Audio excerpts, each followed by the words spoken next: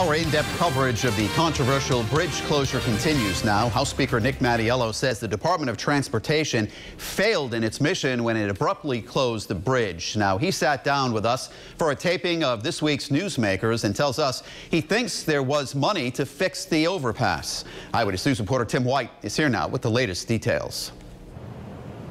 The Park Avenue Bridge is not too far from Speaker Mattiello's law office. He doesn't disagree it poses a safety risk, but says the DOT could have done more to prevent its closure. This is outrageous. The lack of attention that this bridge got to the point where it became uncrossable and deficient to the point that it had to be shut down. Absolutely unacceptable. With the fate of a transportation bill in House Speaker Nicholas Mattiello's hands, questions are swirling around the timing of a bridge closure in his home city.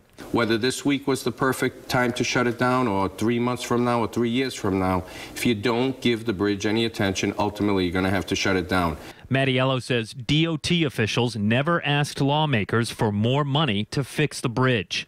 You just can't sit there and say our budget's tight, so we're going to let bridges fail. We are at this point because there's failures in the DOT. They do have the resources available to fix this type of bridge. A bill being considered would toll large commercial vehicles aimed at a funding plan to address some 230 structurally deficient bridges. Mattiello isn't sold on the idea just yet, adding they may examine increasing the gas tax as a source of revenue. I'm certainly not advocating for that, but I think you have to consider all options and come up with a balance that makes sense.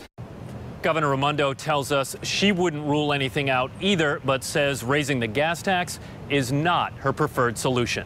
Tim White, Eyewitness News.